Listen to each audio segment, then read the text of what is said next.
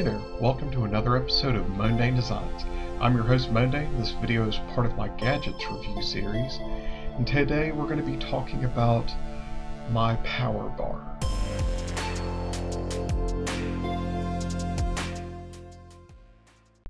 So first off, let's just go over what I'm talking about. I'm talking about, a rack mount power supply. Basically just something that's a little bit more advanced than just your basic extension cord or your surge protector.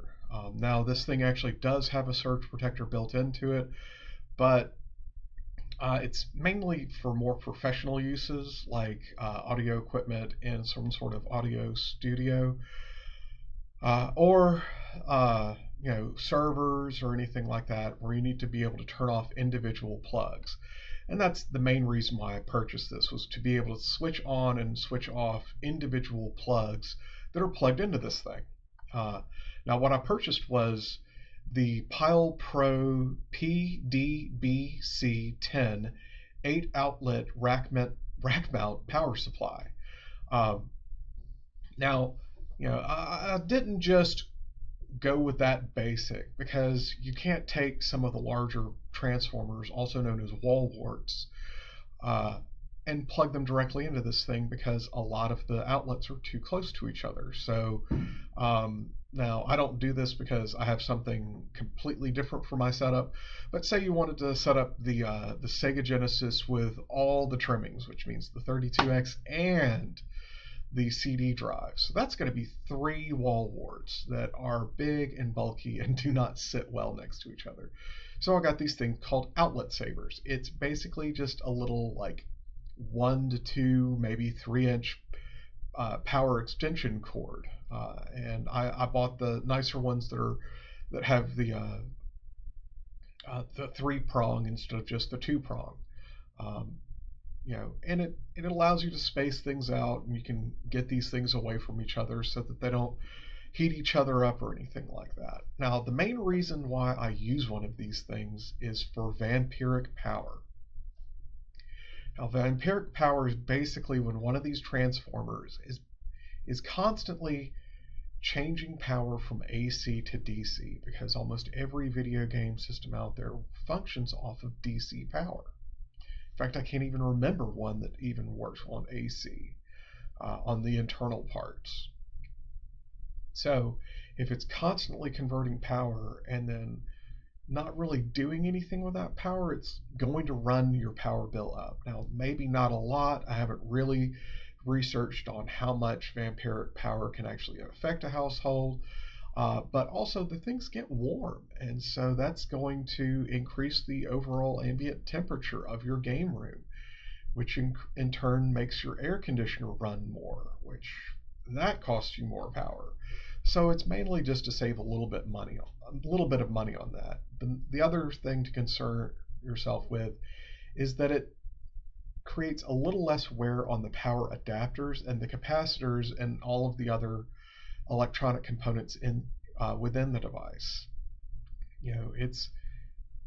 It's becoming harder to find some of these power adapters, and if you get a surge or anything else like that, you could damage it. And just having it where it's turned off when you're not using it is, a lot less wear and tear. It's like, you come home, you turn your car off, you don't leave it running the whole time. So that's going to cause excess wear and tear. You're going to run out of gas while it's just sitting there. That's an extreme example, but it's, essentially the same thing. Now, I've already mentioned the excess heat, which, some of these older adapters, if you leave them plugged in for a long enough time and you try to touch it, it's going to feel warm, and in some cases, on some of the ones that are not built as well as the others, it's going to be hot enough for you to jerk your hand away. It might even burn you. So again, I want to turn those off. I don't want excess heat in my house. And again, I did mention that before, that this thing has individual switches, which I absolutely love. When you flip a switch on, you can actually tell which one is on because it lights up, and it actually has enough space for me to go through with my label maker and make it where I can label each individual switch on what it is and what it controls. That's a really big deal for me. Is, with all these systems that I'm trying to hook up, I need to know what does what. I need labels. I don't need to have guesswork or some reference card or anything like that. I need it to be on the device so that I understand exactly what I'm doing. So this is a really good device to have. It's a great gadget. I'm exceedingly happy with it.